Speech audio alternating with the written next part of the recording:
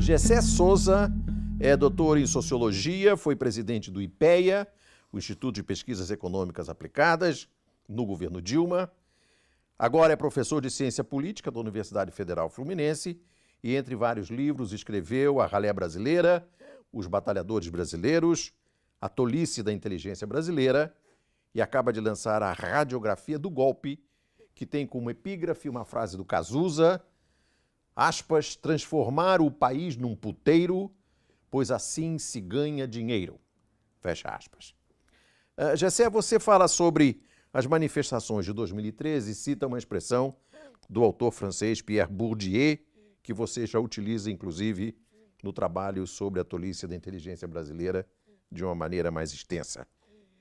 E você usa a expressão dele chamada a inflação do diploma.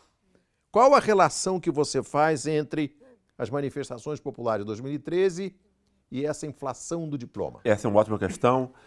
As manifestações, quer dizer, para mim, elas representaram o início, o ovo da serpente, digamos assim, de um processo que vai desabrochar em maio de 2016. A inflação do diploma, ela, meu ver, ela representa o quê? Ela representa todo o investimento que o governo federal havia feito no combate à miséria, no combate à fome, etc., né? Quer dizer, que havia se transformado, a partir do segundo mandato do presidente Lula, né? Numa tentativa muito mais ousada e profunda, né? De possibilitar acesso a capital cultural a essas pessoas que estavam lutando para subir na vida entre nós, que a gente já tinha analisado em livro e havia chamado de batalhadores. Os batalhadores. Né? Esses batalhadores agora tiveram muito mais, haviam tido nos anos recentes, muito mais acesso a universidades, etc., universidades públicas e privadas, como a matriz econômica tinha, no fundo, operado uma ascensão social dos setores excluídos para o setor de uma classe trabalhadora precária, que implica quase sempre uma base de emprego no nível muito baixo, né? Uhum. A entrada desse novo pessoal que estava sendo formado, né, exigiria melhores empregos. Eu acho que foi, no caso aí, um primeiro efeito, né? Quer dizer, no início dessas manifestações, onde foram, no fundo, manifestações populares, espontâneas, Sim. efetivamente, Sim, né? sim. Quer dizer, que tinham a ver quase sempre com questões locais, questões municipalizadas, Isso, né? isso. Que foram depois federalizadas Isso. pela mídia como forma de atingir a presidenta. Claro. Né? De um Você modo diz artificial. que em junho de 2013, o Jornal Nacional federalizou as manifestações. Federalizou as manifestações. Eu fiquei estupefato, estudando, né, dia a dia, o Jornal Nacional, e o Jornal Nacional opera, no fundo, isso fica, quer dizer, no fundo, no começo, quando as manifestações se ligavam a esses batalhadores insatisfeitos, né, eles eram chamados de vândalos. Sim. Né? Ou seja, era abuso, etc. Claro, né? claro. E quando começou a haver uma entrada de outros segmentos, houve, né, no caso, especialmente a partir do dia 17, mas que culmina no dia 19, com um outro público completamente distinto dessas manifestações. Né? E esse público, para mim, ele tem a ver, quer dizer, existem pesquisas empíricas que eu menciono no livro que comprovam isso, ou seja, se tratava de quê? De uma classe média branca, de alto nível cultural, inclusive com interesses rentistas, ou seja, porque a capa superior da classe média também participa desses mesmos interesses, né? Que havia sido vencida em 4 eleições, sempre tinha votado contra. Claro. Né? Mas aí a esperteza, entre aspas, desse ovo da serpente é como essa mesma classe, conservadora desde sempre, que sempre odiou os pobres, né? Porque aí o ódio aos pobres, né? Quer dizer, tem a ver de duas maneiras, quer dizer, não só estímulo à matança indiscriminada nas nossas cidades, associado ao abandono, A omissão e a cumplicidade com essa matança. Exatamente isso. Associaram também a um extremo incômodo, que eu acho que esse é um tema extremamente importante, que é muito pouco visto, né? Incômodo em que já essa pequena ascensão que houve entre nós, o que eu acho que é um fato chocante, uma pequena ascensão já despertou ódios, né? Já despertou ressentimentos e já despertou medos. Ou seja, essa classe média, ela está se sentindo incomodada, porque agora ela estava tendo que dividir espaços apenas, né? Shopping centers, aeroportos, Claro. etc. Não é isso? Mas Recentemente se soube que a maioria dos estudantes hoje das universidades públicas provém de negros e pobres. é. É um dado atual, Recente, né? estudado pela Associação das Universidades Federais, segundo o depoimento do presidente dessa associação, que é o reitor da Universidade Federal do Rio Grande do Norte. O que é um dado extremamente relevante e importante, que mostra que estávamos no caminho Sim. de construir uma nova forma de sociedade, porque é isso Claro. que implica, né? Não é só acesso ao consumo, é acesso ao verdadeiro capital que habilita as pessoas a terem uma vida digna e poderem sonhar com um futuro melhor, né? Voltando só ao tema que a gente estava conversando antes, essa classe média, portanto, quer dizer, ela foi fantasiada, ela foi travestida, né? Quer dizer, essa classe média, desculpe, voltando nesse ponto anterior, ela estava incomodada com a invasão dos espaços, mas a política é feita também, e isso é um medo racional, né? Claro. Mas ela quer dizer, a política é feita de medos irracionais, e muitas vezes eles são os mais importantes, né? Sei. E esse medo irracional da classe média, que inclusive a gente está estudando agora em termos de pesquisa empírica, né? Refletiu o quê? O medo dessa classe média não só dividir os espaços, mas também de começar a perder privilégios. Ou seja, esse pessoal já está dividindo os espaços conosco, eles podem ser uma ameaça para o que verdadeiramente importa. Emprego, prestígio, salário, etc. Né? Esse incômodo, Renda. esse incômodo, que foi efetivo e que foi real, né? Extremamente importante, né? Quer dizer, porque isso, no fundo, a gente sempre pensa o fascismo como nazismo e mussolinismo. São formas radicais de fascismo, né? Sim. Quer dizer, mas a estrutura do fascismo é exatamente essa, né? É uma forma de você manipular medos irracionais a partir de um bode expiatório, né? Como se esse bode expiatório da ascensão dos pobres pudesse ser uma ameaça real, né? Quer dizer, mas isso são os mexicanos lá nos Estados Unidos, são os estrangeiros, e nós somos nossos pobres, o que é absurdo, né? Mas, Jessé, você diz que o Jornal Nacional, a partir de junho de 2013, quando federaliza as manifestações, os golpistas, então, passam efetivamente a se articular. Exatamente. É nesse ponto que há o estalo da articulação. Exatamente. Eu acho que esse ponto é nevrálgico e é possível da gente ver empiricamente, analisando a forma como o jornal começa a, de um modo muito refinado, satanicamente refinado, perceber o que, quer dizer, perceber e se comunicar com o seu público, né? E efetivamente construir o público ali, porque no fundo essa classe agora que tinha medo e que antes apenas reclamava a boca pequena, ou seja, é uma reclamação ilegítima, porque você não pode ser contra no espaço público, claro, né? Igualdade. Ele ganha o quê? Ele ganha essa legitimação pseudo-racional. Ou seja, eu sempre odiei esse governo, esse presidente, porque no fundo não é o ódio ao Lula, é o ódio ao que o Lula representa, não é isso? E Lula representa a ascensão dessas classes, né? Não é isso? Que foram percebidas como ameaça, mas essa classe média ganhou com o discurso moralizador, que começa em 2013, né? Ainda de modo abstrato, que vai torná-la concreta é a Lava Jato, com a sua forma seletiva. Claro. Né? Mas antes de a gente entrar nessa questão da corrupção, você toca num ponto que eu gostaria ainda, ao definir essa classe média, que ela é tão escravista quanto a elite. Exatamente. É possível que a classe média seja tão escravista quanto a elite? Eu acho que ela é pior, no fundo, né? Porque, quer dizer, isso tem a ver com o fato de que nós somos, no fundo, uma sociedade escravocrata, porque nunca se criticou enquanto tal, inclusive que esquecer, a gente não esquece. Convém né? esclarecer ao nosso espectador que você recentemente, na Folha de São Paulo, disse sobre Sérgio Buarque de Holanda, autor de Raízes do Brasil, que a herança da escravidão nunca foi criticada por culpa dos Buarques.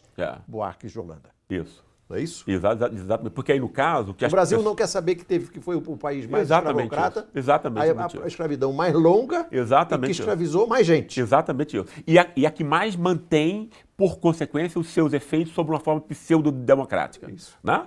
Quer dizer, porque aí a herança da escravidão a gente pode perceber exatamente na ação como as classes dirigentes reagem às classes da sua própria sociedade. a elite reage, a meu ver, com uma espécie de desprendimento blasé, ou seja, pouco se importa, né?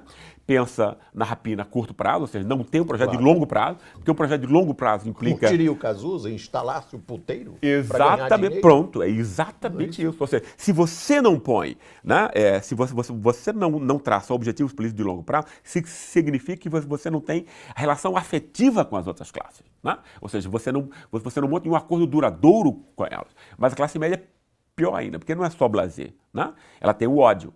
Não é isso?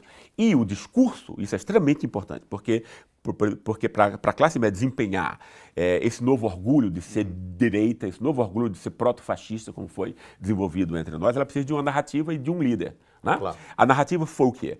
A corrupção seletiva, que hoje se desvenda como uma fraude. Né? Quer dizer, foi tudo montado Você até chama que a presidência... de um combate à corrupção pornograficamente seletivo. Exatamente. Esse é o discurso do golpe. Exatamente, porque foi assustador como isso foi feito, né? Ao arrepio da lei, inclusive, né? Claro. E jogou-se capitais... Os corruptos são os petistas. Exatamente, Claro. isso que hoje em dia mostra que isso era uma mentira. Mas o timing foi montado, né? Nessa articulação entre... Porque aí a imprensa ela vai ajudar a construir, e o exemplo do Jornal Nacional é muito bom nisso, o quê? Essa transmutação de uma classe média que odeia os pobres, mas que não pode odiar em público, né? Claro. Ele dá o discurso público para esse ódio, né? Que é o tema do fascismo, ou seja, dá-se uma legitimação pseudo-racional. Qual é a pseudo-racionalidade aí? Você não está, você não é o canalha fascista, o contrário, né? Você transmuta, né? Você é um herói, guardião da moralidade, você pode botar sua camisa amarela, né? Com orgulho, cantar o hino nacional, não é isso? Porque agora você tem um discurso legítimo, né? Você usa, inclusive, a expressão de que se cria uma nova estética, o uso da camisa amarela. Exatamente isso. Né? Agora, então quer dizer que o combate à corrupção é que deu a cobertura para o exercício de uma atitude fascista. Exatamente. Devo entender assim? E claro, não, eu não tenho a menor dúvida disso. Aliás, o tema da corrupção, ele só se presta, como ficou óbvio agora nesse último golpe, né? Quer dizer, de que modo ele é usado manipuladoramente. Tanto que, por exemplo, assim que a presidenta foi afastada, ninguém mais fala nisso, houve um esquecimento, fala sobre todos os assuntos do mundo, mas nunca isso. Claro. Né? Critica-se o Trump, mas não o conservadorismo interno, etc. Né? Agora, Gessé, você usa uma expressão que eu gostaria que você ajudasse o nosso navegante a entender, eu acho muito interessante. O que é a classe média de Oslo? A classe média escandinava? Esse é um tema interessante porque é o que eu estou tentando, inclusive, nessa pesquisa em andamento, mapear, que é exatamente... É uma pesquisa que você está fazendo no âmbito da Universidade Federal Fluminense. Exatamente, Né? Quer dizer, tentar perceber as frações de classe média, porque a classe média é extremamente importante. Claro. A classe média, ela no fundo, ela exerce o poder, né? A elite financeira manda através do dinheiro, porque ela pode comprar as outras elites, né? Mas ela é muito pequena, ela não pode exercer o poder. Claro. Esse poder ele é delegado para uma espécie de capataz abstrato, que são advogados, médicos, né? Juízes, jornalistas, etc. Que são todos de classe média, né? Certo. Então essa classe é extremamente importante, porque sem ela você não exercita a dominação social. Então é importante a gente compreender que frações são essa classe média, né?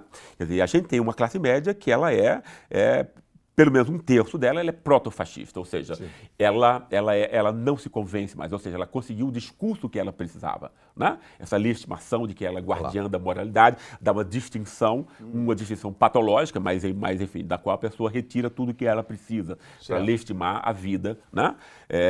Por mais mesquinha que ela seja, né? Mas ela se transpõe nisso. Existe uma parte da classe média liberal, no sentido democrático do termo, ao qual é o público, inclusive, que o livro se dirige, ou seja, né? Que foi enganado, não é isso? Tem uma classe média e tem uma parte da classe média que ela é mais consciente, ela tem mais capital cultural, né?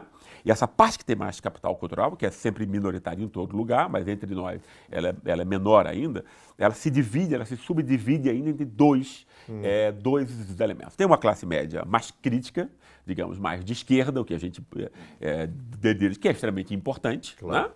Porque mantém um contraponto importante às outras frações, e tem também uma classe média que tem alto capital cultural, né? Nas grandes cidades e tal, mas que se pensa como um sueco ou como um norueguês e tal, né?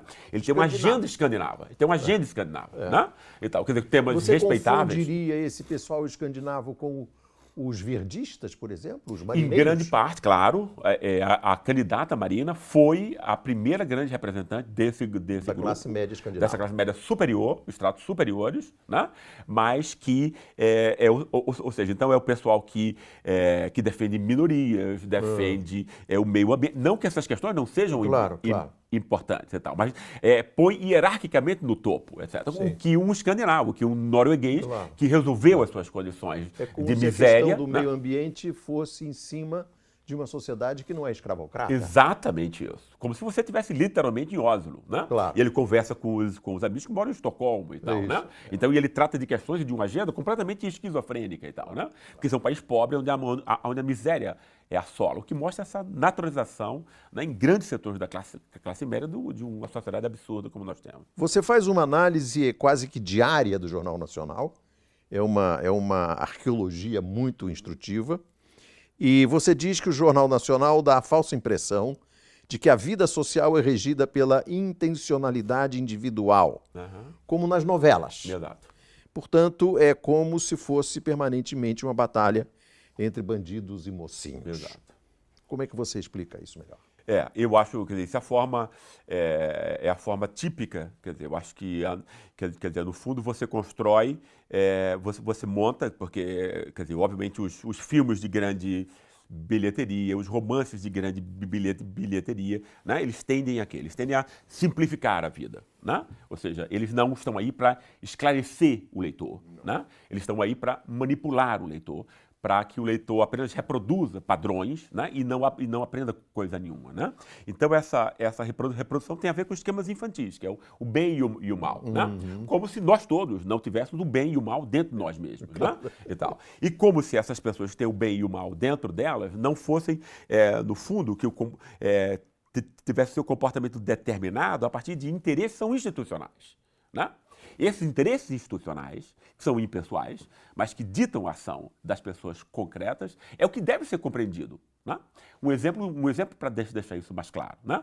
Quer dizer, falasse da corrupção como se fosse um dado pessoal. Isso é completamente absurdo, né? Porque aí você tá retirando o quê? Você está retirando a própria compreensibilidade de como um sistema político que foi montado para que o dinheiro o manipulasse, como o nosso, né? Fosse comprado pelo dinheiro, que no fundo é a única corrupção real, né? É os donos do dinheiro comprarem a política. Claro. E esses caminhos aí são sempre cinzas, e é isso que importa, né? Você retira, você torna esse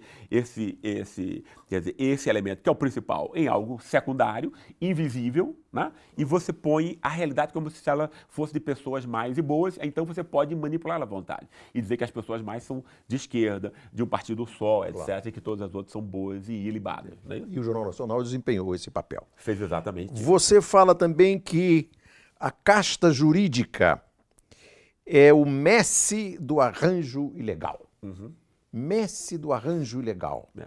O que é isso? Você também cita o procurador Eugênio Aragão, que foi ministro da Justiça da Dilma, quando ele diz que o problema é que não há compliance, ninguém controla a justiça. Por que ninguém controla a justiça? Como é que o aparelho jurídico pode ser o Messi desse arranjo que dá legalidade ao golpe? Porque eu acho que o golpe, para ele ser compreendido, ele tem que ser construído em todas as suas articulações, né?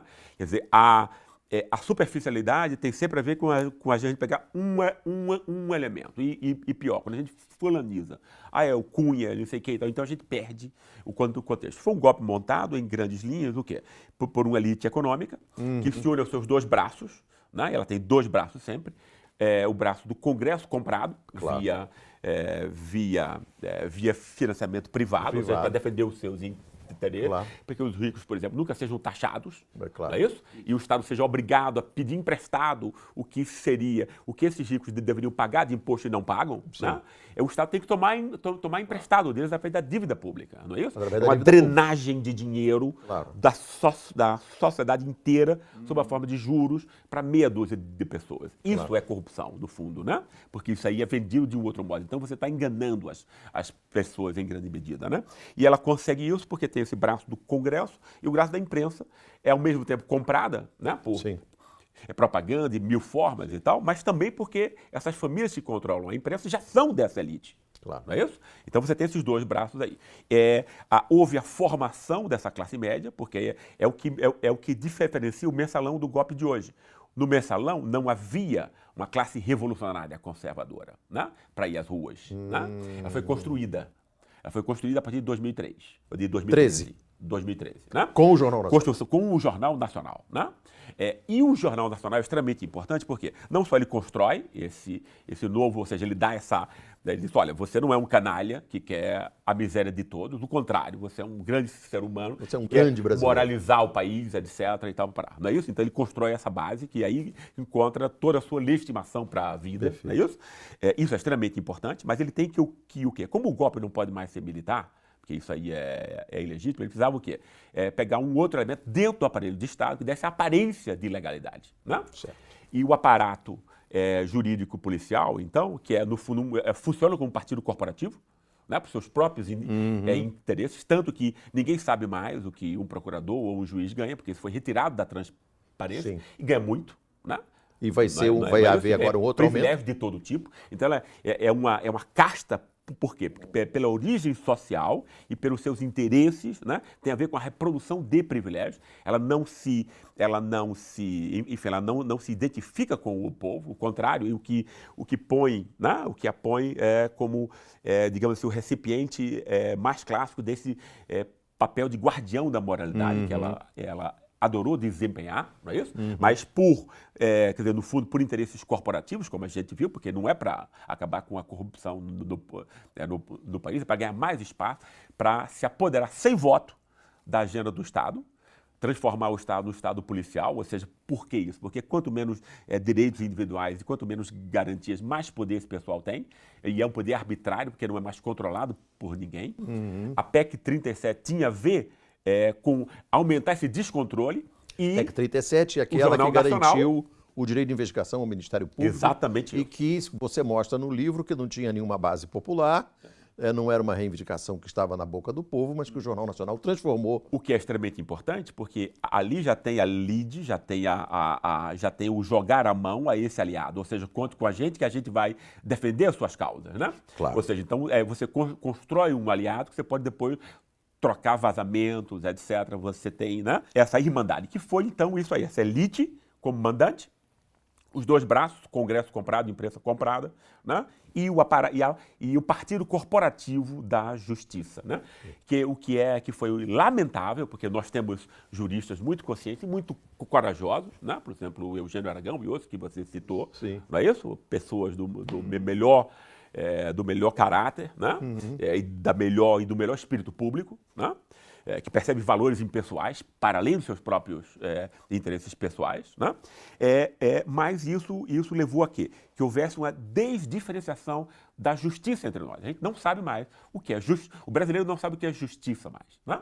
Historicamente, a esfera jurídica, ela surge porque ela se especializa, ela sai da política. Né?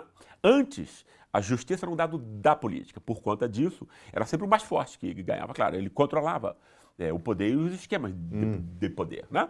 Como a proteção, ou seja, como o desenvolvimento, né, da noção de justiça, que é baseada na noção de universalidade de tratamento. Não é isso? Você cria uma série de procedimentos formais, né, que não é para garantir a morosidade, não, que não é para provocar a morosidade, como esse pessoal usa como pretexto, é para garantir a justiça. Porque se todos são tratados do mesmo modo, esse é o ponto. Claro. Né? Você tem um tratamento igual e você garante que haja justiça. Isso. Né? Atropelar, como aconteceu, está acontecendo entre nós, né? Os procedimentos formais, presunção de inocência, que são Claro, conquistas da civilizacionais, democracia, isso. né? É pisotear a justiça, é produzir a injustiça e a regressão, ou seja, o atraso, né? A desdiferenciação de uma esfera de justiça, ela voltando a ser dominada e colonizada pela política. Isso é, para mim, o que aconteceu de mais grave nesse evento inteiro. Você diz desde o prefácio do seu livro que você não quer fulanizar a discussão. Mas eu acho inevitável que a gente discuta e se você puder, é o papel do juiz Moro. Quem é o Moro? Por que ele virou esse personagem tão importante? Tá. Eu prefiro falar na Operação Lava Lava Jato, Jato. e de como ela Tá. montou esse novo elemento. Ela deu, aí no caso, a narrativa. Né? Sim. Porque em julho de 2013 havia uma revolta difusa. Ela Tanto- legitimou, se eu posso usar essa palavra, ela legitimou a teoria de que o PT é ladrão. Exatamente isso. Foi uma narrativa que começou falsa desde o início. A narrativa da operação foi do PT como uma organização criminosa, ou seja, uma criminalização da esquerda, no fundo. Isso. Né? Enquanto se ela tivesse sido imparcial, né? Ela teria Que já que estava levar desde o Mensalão. todos os partidos, porque é o que a gente está vendo Claro. agora, não é isso? E todos os níveis da administração. Todo.